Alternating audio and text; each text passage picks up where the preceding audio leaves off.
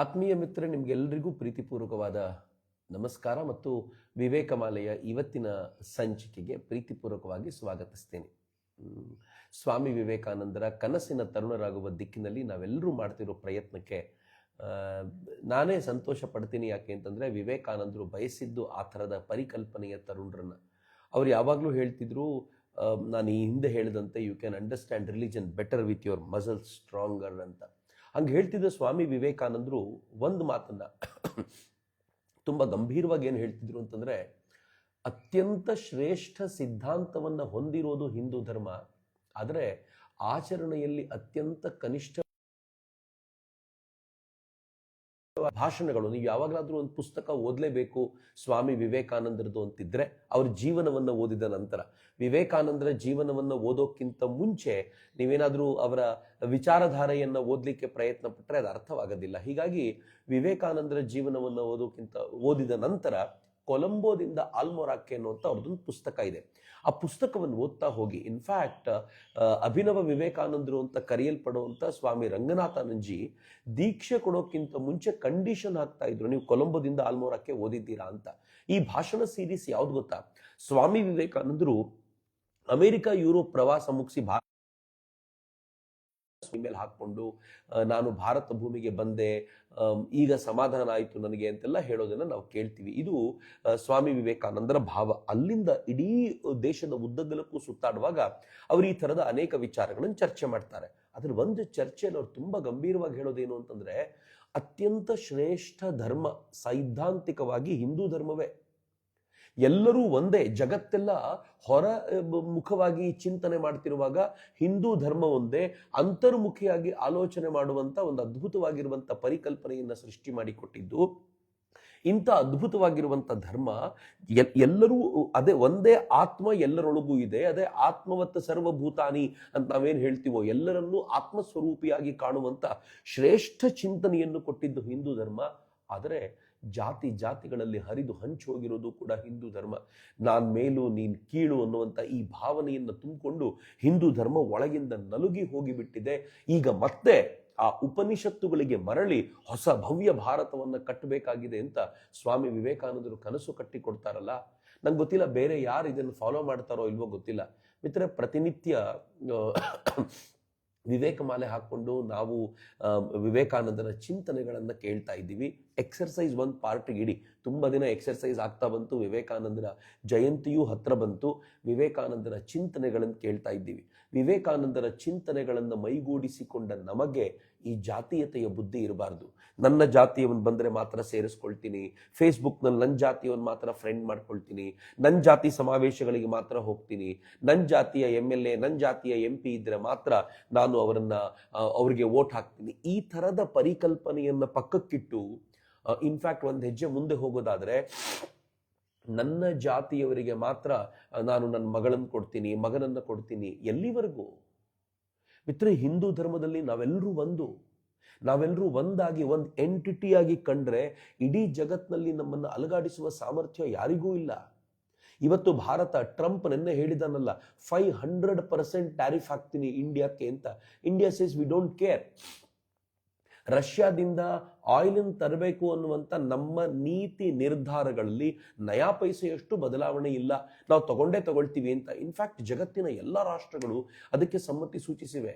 America ರಷ್ಯಾನ bend ಮಾಡಲಿಕ್ಕೆ try ಮಾಡುತ್ತೆ, so that ವೆನಿಜುಯಲ್ ಆಯಿಲನ್ನು ತಾನು ಕ್ಯಾಪ್ಚರ್ ಮಾಡಿಕೊಂಡ್ರೆ ಆ ಮೂಲಕ ಜಗತ್ನಲ್ಲಿ, ಇದರಲ್ಲೂ ವಿಶೇಷವಾಗಿ ವೆಸ್ಟ್ಗೆ ಬೇಕಾಗಿರುವಂಥ ಆಯಿಲನ್ನು ತಾನು ಸಪ್ಲೈ ಮಾಡಬಹುದು ಅಂತ ಅಮೆರಿಕ ಅನ್ಕೊಳ್ತಿರುವಾಗಲೂ ಭಾರತ ತುಂಬ ಸ್ಟ್ರಾಂಗ್ ಆಗಿ ನಿಂತಿರುವಂಥ ಈ ಪರಿಕಲ್ಪನೆ ಇದೆಯಲ್ಲ, ಅತ್ಯಮೋಘವಾದದ್ದು.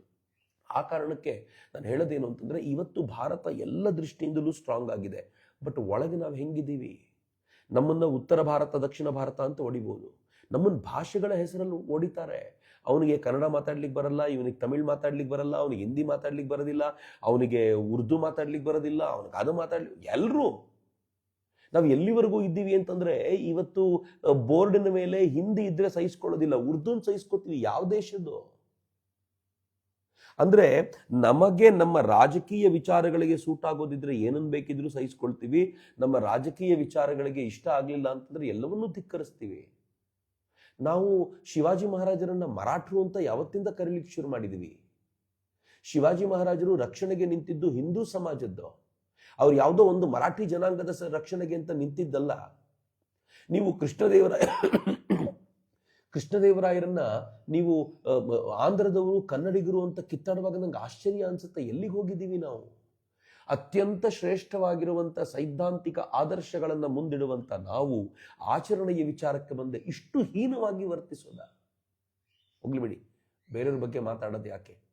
ನಾನು ಮತ್ತು ನೀವು ಯಾರು ವಿವೇಕಾನಂದರನ್ನ ಹೃದಯದಲ್ಲಿ ಹೊತ್ಕೊಂಡು ಇದನ್ನ ರಥ ಅಂತ ಭಾವಿಸಿ ಈ ರಥದ ಪ್ರಮುಖ ಸ್ಥಾನದಲ್ಲಿ ಸ್ವಾಮಿ ವಿವೇಕಾನಂದರನ್ನ ಕೂರಿಸ್ಕೊಂಡು ನಾವು ಕರ್ಕೊಂಡು ಹೋಗ್ತಿದ್ದೀವಲ್ಲ, ನಾವುಗಳಾದರೂ ಈ ವಿಷಯ ಸರ್ಕಲ್ನಿಂದ ಆಚೆಗೆ ಬರಬೇಕು ಮತ್ತು ಹೊಸ ಭಾರತ ಕಟ್ಟಲಿಕ್ಕೆ ತಯಾರಾಗಬೇಕು ಅನ್ನೋದು ನಮ್ಮೆಲ್ಲರ ಅಪೇಕ್ಷೆ. ಆ ಪ್ರಯತ್ನವನ್ನು ನಾವೆಲ್ಲರೂ ಮಾಡೋಣ.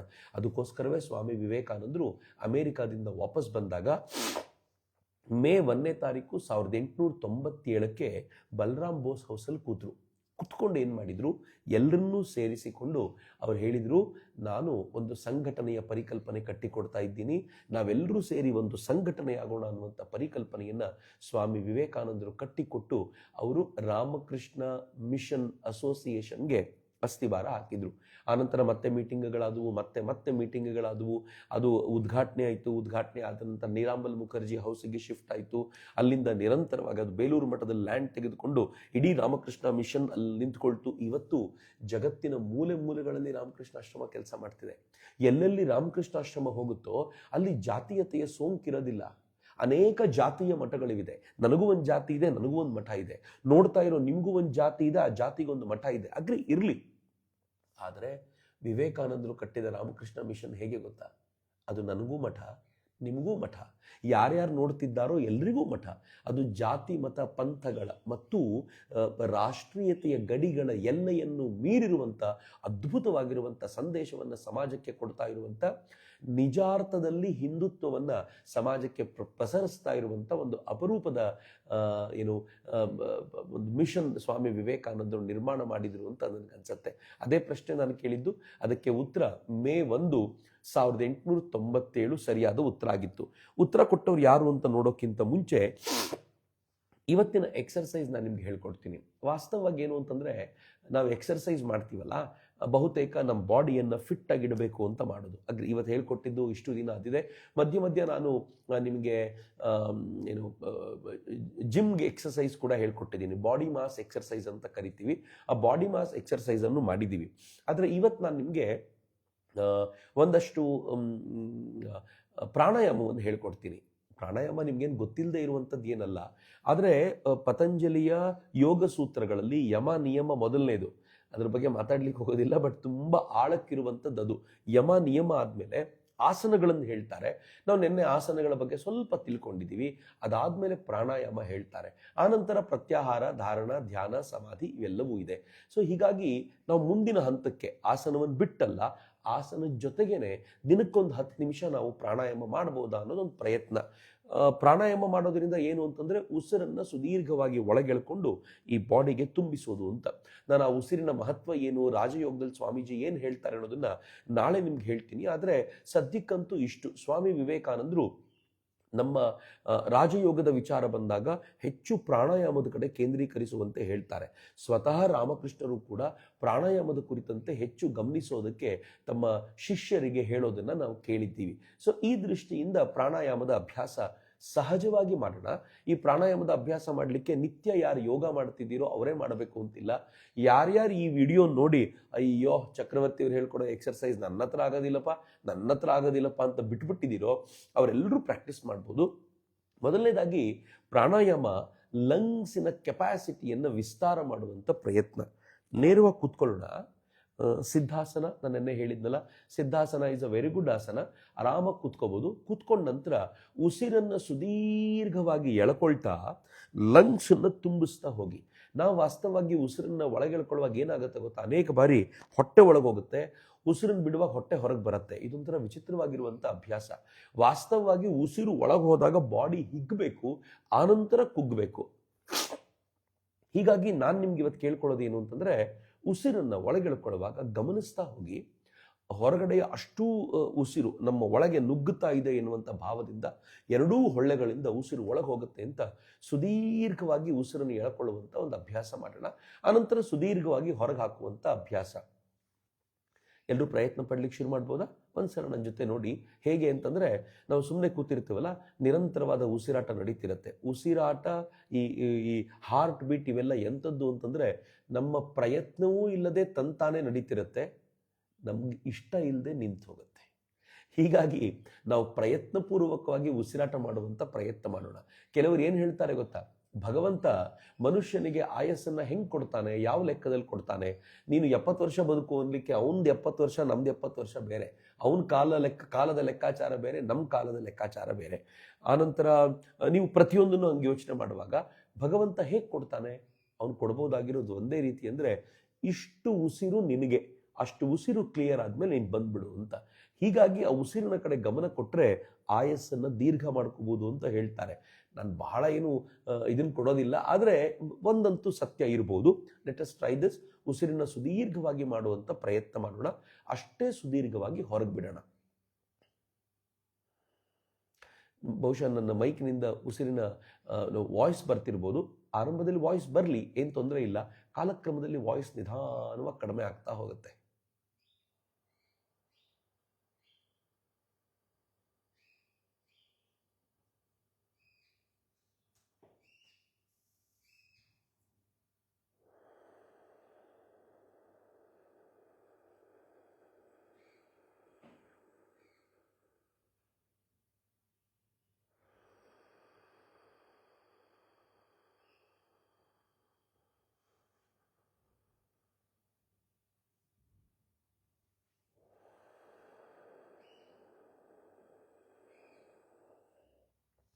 ಉಸಿರನ್ನ ಒಳಗೆ ತೆಗೆದುಕೊಳ್ಳೋದನ್ನ ಪೂರಕ ಅಂತ ಕರೀತಾರೆ, ಹೊರಗೆ ಹಾಕೋದನ್ನ ರೇಚಕ ಅಂತ ಕರೀತಾರೆ. ಇವೆರಡರ ನಡುವೆ ಕುಂಭಕ ಅಂತ ಒಂದಿದೆ. ಕುಂಭಕ ಅಂತಂದ್ರೆ ಏನು ಗೊತ್ತಾ? ಉಸಿರನ್ನ ಹಿಡಿದಿಟ್ಕೊಳ್ಳೋದು. ಎರಡು ಥರ ಕುಂಭಕ ಆಗತ್ತೆ. ಒಂದು, ನೀವು ಪ್ರಯತ್ನಪೂರ್ವಕವಾಗಿ ಉಸಿರನ್ನು ಹಿಡಿದಿಟ್ಕೊಳ್ಳೋದು. ಎರಡನೇದೇನು ಗೊತ್ತಾ? ಪ್ರಯತ್ನ ಮಾಡದೇನೆ ಉಸಿರು ನಿಂತು ಹೋಗುತ್ತೆ. ಹೇಗೆ ಅಂತ ನಾನು ಹೇಳ್ತೀನಿ. ಉಸಿರನ್ನ ಸುದೀರ್ಘವಾಗಿ ಎಳ್ಕೊಂಡು ಉಸಿರನ್ನ ಬಿಡುವ ಆ ನಡುವಿನ ಗ್ಯಾಪ್ ಇರುತ್ತಲ್ಲ, ಒಂದು ಸ್ವಲ್ಪ ಹೊತ್ತು ಉಸಿರು ಆಡದೇ ಇಲ್ಲ, ಉಸಿರು ಒಳಗೆ ನಿಂತಿರುತ್ತೆ. ಉಸಿರನ್ನು ಪೂರ್ತಿ ನಿಧಾನವಾಗಿ ಹೊರಗಾಕಿ ವಾಪಸ್ ತೆಗೆದುಕೊಳ್ಳುವಂಥ ಆ ಗ್ಯಾಪ್ ಇರುತ್ತಲ್ಲ, ಅಲ್ಲೂ ಉಸಿರು ನಿಂತಿರುತ್ತೆ. ನಾವು ತೆಗೆದುಕೊಳ್ಳುವ ಮತ್ತು ಹೊರಹಾಕುವ ಅಭ್ಯಾಸವನ್ನ ಎಷ್ಟು ಸುದೀರ್ಘಗೊಳಿಸ್ತೀವೋ, ಅಯಾಚಿತವಾಗಿ ಒಳಗೆ ನಿಂತುಕೊಳ್ಳುವ ಸಮಯವೂ ಕೂಡ ಅಷ್ಟೇ ಸುದೀರ್ಘವಾಗುತ್ತೆ. ಪ್ರಯತ್ನ ಪಟ್ಟಷ್ಟು ಸಾಧ್ಯವಾಗುತ್ತೆ. ನಿರಂತರವಾಗಿ ಪ್ರಯತ್ನ ಪಡೋಣ. ಇವತ್ತಿದು ಇದನ್ನು ಹೇಳ್ಕೊಟ್ಟಿದ್ದೀನಿ. ಆದರೆ ನೀವು ವಿಡಿಯೋ ಕಳಿಸ್ಬೇಕಾದ್ರೆ ಬರೀ ಕೂತ್ಕೊಂಡು ನಾನು ಉಸಿರಾಟ ಮಾಡ್ತಿದ್ದೀನಿ ಅಂತ ಹೇಳಿದ್ರೆ ಆಗೋದಿಲ್ಲ. ಇಷ್ಟು ದಿನಗಳಲ್ಲಿ ಹೇಳ್ಕೊಟ್ಟಿರುವಂಥ ಯಾವುದಾದ್ರೂ ಎಕ್ಸರ್ಸೈಸ್ನ ಜೊತೆಗೆ ಕಳಿಸ್ಕೊಡಿ. ಇವತ್ತಿನ ಪ್ರಶ್ನೆ ನಾನು ನಿಮ್ಗೆ ಕೇಳಬೇಕಲ್ಲ. ಇವತ್ತಿನ ಪ್ರಶ್ನೆ ನಂದೇನು ಅಂತಂದರೆ, ಮ್ಯಾಕ್ಸ್ ಮುಲ್ಲರ್ ಯಾರನ್ನ ನಾವೆಲ್ಲರೂ ಸಿಕ್ಕಾಪಟ್ಟೆ ವಿರೋಧಿಸ್ತೀವೋ, ಈ ದೇಶದ ಸಾಹಿತ್ಯ ರತ್ನಗಳನ್ನು, ವೇದಗಳನ್ನು, ಉಪನಿಷತ್ತುಗಳನ್ನು ಕುಲಗೆಡಿಸಿದವನು, ಅದರ ಅರ್ಥ ವ್ಯತ್ಯಾಸ ಮಾಡಿ ಅರ್ಥವನ್ನು ಹಿಂಜಿ ತನಗೆ ಬೇಕಾದಂತೆ, ಆಳುವ ಅರಸರಿಗೆ ಬೇಕಾದಂತೆ ಅದರ ಅರ್ಥವನ್ನು ಮಾಡಿಕೊಟ್ಟು ಇವತ್ತಿಗೂ ಕೂಡ ಅನೇಕರು ಅವನ ಅನುವಾದವನ್ನೇ ತಪ್ಪಾಗಿ ವೇದ ಉಪನಿಷತ್ತುಗಳನ್ನು ಅರ್ಥ ಮಾಡಿಕೊಳ್ಳುವಂತೆ ಮಾಡಿದ್ನಲ್ಲ. ಬರೀ ತನಗೆ ಕೊಡುವಂಥ ದುಡ್ಡಿಗೋಸ್ಕರ ಈ ಕೆಲಸ ಮಾಡಿದ್ನಲ್ಲ ಮ್ಯಾಕ್ಸ್ ಮುಲ್ಲರ್. ಅವನಿಗೆ ತನ್ನ ಜೀವಿತಾವಧಿಯ ಕೊನೆಯ ಅವಧಿಯಲ್ಲಿ ಸಿಕ್ಕಾಪಟ್ಟೆ ಬದಲಾವಣೆಯಲ್ಲಿ ಬಂದಿತ್ತು. ನಾನು ಅದನ್ನು ಒತ್ತಟ್ಟಿಗೆ ಇಡ್ತೀನಿ. ಅವನು ರಾಮಕೃಷ್ಣನ ಮೇಲೆ ಒಂದು ಆರ್ಟಿಕಲ್ನ ಬರೆದ. ಏನು ಸುಂದರವಾಗಿತ್ತು ಅಂತಂದರೆ ಆರ್ಟಿಕಲ್ಲು, ವಿವೇಕಾನಂದರು ವಿದೇಶಕ್ಕೆ ಹೋದ್ರಲ್ಲ, ವಿವೇಕಾನಂದರ ಪರಿಚಯ ಪತ್ರಕ್ಕಿಂತ ಮುಂಚೆ ರಾಮಕೃಷ್ಣರ ಪರಿಚಯ ಪತ್ರ ಹೋಗಿತ್ತು. ರಾಮಕೃಷ್ಣರು ಅಲ್ಲಿ ಎಷ್ಟು ಇದಾಗಿದ್ರು ಅಂತಂದರೆ, ಅಂದರೆ ವಿಚಾರಧಾರೆಯ ದೃಷ್ಟಿಯಿಂದ ತುಂಬ ಪಾಪ್ಯುಲರ್ ಅಂತಂದರೆ ಎಲ್ರಿಗೂ ಗೊತ್ತು ಅಂತಲ್ಲ, ಆದರೆ ಮ್ಯಾಕ್ಸ್ ಮುಲ್ಲರ್ ಥರದವರು ಕೂಡ ಅಲ್ಲಿ ತುಂಬ ಪಾಪ್ಯುಲರ್ ಆಗಿದ್ದವರು ರಾಮಕೃಷ್ಣರ ಬಗ್ಗೆ ಬರೆದಿದ್ರು. ರಾಮಕೃಷ್ಣರ ಬಗ್ಗೆ ಬರೆದಿದ್ದ ಆ ಆರ್ಟಿಕಲ್ನ ಟೈಟಲ್ ಏನಿತ್ತು? ಮ್ಯಾಕ್ಸ್ ಮುಲ್ಲರ್ ರಾಮಕೃಷ್ಣರ ಬಗ್ಗೆ ಬರೆದಿದ್ದಂಥ ಆರ್ಟಿಕಲ್ನ ಶೀರ್ಷಿಕೆ ಏನಿತ್ತು ಅನ್ನೋದಷ್ಟೇ ನನ್ನ ಪ್ರಶ್ನೆ. ಮುಂದೆ ಸ್ವಾಮಿ ವಿವೇಕಾನಂದರು ಮ್ಯಾಕ್ಸ್ ಮುಲ್ಲರ್ನ ಭೇಟಿ ಕೂಡ ಮಾಡ್ತಾರೆ, ಬಹಳ ಖುಷಿಪಟ್ಟು ಅವನಿಗೊಂದು ನಮಸ್ಕಾರ ಎಲ್ಲ ಮಾಡಿ ಬರ್ತಾರೆ, ಓನ್ಲಿ ಬಿಕಾಸ್ ಅವನು ರಾಮಕೃಷ್ಣರ ಬಗ್ಗೆ ಒಂದು ಒಳ್ಳೆಯ ಆರ್ಟಿಕಲ್ನ ಬರೆದಿದ್ದ ಅಂತ. ಇಟ್ ಡಸಂಟ್ ಮೀನ್ ಅವ್ರಿಗೇನು ಗೊತ್ತಿರಲಿಲ್ಲ ಅಂತಲ್ಲ, ಅವನು ಎಂಥ ಅವಘಡಗಳನ್ನು ಕ್ರಿಯೇಟ್ ಮಾಡಿದ್ದಾನೆ ಅಂತ. ಆದರೆ ರಾಮಕೃಷ್ಣರ ಮೇಲೆ ಬರೆದಿದ್ದಂಥ ಆರ್ಟಿಕಲ್ಗೋಸ್ಕರ ಅವನಿಗೊಂದು ಗೌರವವನ್ನು ಸಮರ್ಪಿಸಿ ಬರ್ತಾರೆ ಸ್ವಾಮಿ ವಿವೇಕಾನಂದರು ಅಂತ. ಈ ಪ್ರಶ್ನೆ ನಾವು ಇವತ್ತು ಉತ್ತರ ಕೊಡಬೇಕು. ಮತ್ತು ನಿನ್ನೆ ಕೇಳಿದ ಪ್ರಶ್ನೆಗೆ ಉತ್ತರ ಯಾರು ಕೊಟ್ಟರು? ತುಂಬ ಕಡಿಮೆ ಜನ ಉತ್ತರ ಕೊಟ್ಟಿದ್ದಾರೆ. ನಿನ್ನೆ ಎಕ್ಸರ್ಸೈಸ್ ಮಾಡಿ ಕಳಿಸ್ಬಿಟ್ಟಿದ್ದಾರೆ, ಆದರೆ ಪ್ರತಿದಿನ ಎಷ್ಟು ಉತ್ತರಗಳು ಬರ್ತಿದ್ವು ಅಷ್ಟು ಉತ್ತರ ನಿನ್ನೆ ಬರಲಿಲ್ಲ. ಪ್ರಾಬಬ್ಲಿ ಪ್ರೈಸ್ ಸಿಕ್ಕಿದ ಮೇಲೆ ಇನ್ಯಾಕೆ ಅಂತ ಭಾಳ ಜನ ಅಂದ್ಕೊಂಡಿರ್ಬೋದು. ಕೆಲವರಿಗೆ ಮನೆಗಳಿಗೆ ವಿವೇಕಾನಂದರ ಪುಸ್ತಕ, ಒಂದು ಬ್ಯಾಡ್ಜು ಮತ್ತು ವಿವೇಕಾನಂದರ ಒಂದು ಫೋಟೋ ಹೋಗಿದೆ. ದಯಮಾಡಿ ಅದನ್ನು ಉಪಯೋಗಿಸ್ಕೊಳ್ಳಿ. ಸ್ವಾಮಿ ವಿವೇಕಾನಂದರು ಹೃದಯವನ್ನು ಆವರಿಸಿಕೊಳ್ಳಿ. ಇವತ್ತಿನ ಪ್ರಶ್ನೆಗೆ ಅಂದರೆ ನೆನ್ನೆ ಕೇಳಿದ ಪ್ರಶ್ನೆಗೆ ಉತ್ತರ ಕೊಟ್ಟವರು ಅಫ್ಜಲ್ಪುರ ಕಲಬುರ್ಗಿಯ ರೇವೂರ್ನ ಗುರುರಾಜ್ ಚಂದ್ರಮಪ್ಪ ಮಾಗಿ ರೇವೂರ್ನವರು. ಇನ್ಫ್ಯಾಕ್ಟ್ ಗುರುರಾಜ್, ಪ್ರತಿನಿತ್ಯ ನೀವು ವಿಡಿಯೋ ಕಳಿಸ್ತಾ ಇದ್ರಿ, ಆದರೆ ನೀವು ಕಳಿಸುವಾಗ ಒಂದಿನ ತಡವಾಗಿರ್ತಿತ್ತು, ಹೀಗಾಗಿ ನಮಗೆ ನಿಮ್ಮನ್ನು ಆಯ್ಕೆ ಮಾಡ್ಲಿಕ್ಕೆ ಆಗ್ತಿರ್ಲಿಲ್ಲ. ಇವತ್ತು ನೀವು ಬೇಗ ಕಳಿಸಿದ್ದೀರಾ. ಮತ್ತು ಪ್ರತಿದಿನ ಅಂದ್ಕೊಳ್ತಿದ್ವಿ ನಾವು, ಈ ವ್ಯಕ್ತಿಗೆ ಕೊಡ್ಬೋದಿತ್ತಲ್ಲ ನಾವು ಅಂತ ಅನ್ಸುತ್ತೆ, ಆದರೆ ನೀವು ನೆಕ್ಸ್ಟ್ ಡೇ ಕಳಿಸ್ತೀರಾ, ಹೀಗಾಗಿ ಆಗ್ತಿರ್ಲಿಲ್ಲ. ಬಟ್ ಇವತ್ತು ನೀವು ಬೇಗ ಕಳಿಸಿದ್ದೀರಿ, ಹೀಗಾಗಿ ನಾವೆಲ್ಲರೂ ಸೇರಿಕೊಂಡು ನಿಮಗೆ ಕೊಡಬೇಕು ಅಂತ ನಿಶ್ಚಯ ಮಾಡಿ ಎಲ್ಲರ ನಡುವೆ ನಿಮ್ಮನ್ನು ಆಯ್ಕೆ ಮಾಡಲಾಗಿದೆ. ಬಹಳ ಸಂತೋಷ. ಸ್ವಾಮಿ ವಿವೇಕಾನಂದರು ನಿಮಗೆ ಹೆಚ್ಚಿನ ಶಕ್ತಿ ಕೊಡಲಿ ಅಂತ ನಾನು ಅತ್ಯಂತ ಪ್ರೀತಿಪೂರ್ವಕವಾಗಿ ಪ್ರಾರ್ಥಿಸಿಕೊಳ್ತಾ ಅಭಿನಂದನೆಗಳನ್ನು ತಿಳಿಸ್ತೀನಿ. ಮತ್ತೆ ನಾಳೆ ಭೇಟಿಯಾಗೋಣ. ನಾಳೆ 10ನೇ ತಾರೀಕು, ನಾಡಿದ್ದು 11, ಆಚೆ ನಾಡಿದ್ದು ಸ್ವಾಮಿ ವಿವೇಕಾನಂದರ ಜಯಂತಿ, ಯೂತ್ ಡೇ. ನಾವೆಲ್ಲರೂ ಹೆಮ್ಮೆಯಿಂದ ಸೆಲೆಬ್ರೇಟ್ ಮಾಡೋಣ. ನಿಮ್ಗೆಲ್ರಿಗೂ ವಿವೇಕಾನಂದರ ಜಯಂತಿಯ ಮುಂಚಿತವಾಗಿ ಅವರ ಜಯಂತಿಯ ಶುಭಾಶಯಗಳನ್ನು ಕೋರ್ತಾ ನಾನು ನಾಳೆ ಮತ್ತೆ ಭೇಟಿಯಾಗ್ತೀನಿ. ಎಲ್ಲರಿಗೂ ನಮಸ್ಕಾರ. ವಂದೇ ಮಾತರಂ. ಜೈ ಹಿಂದ್.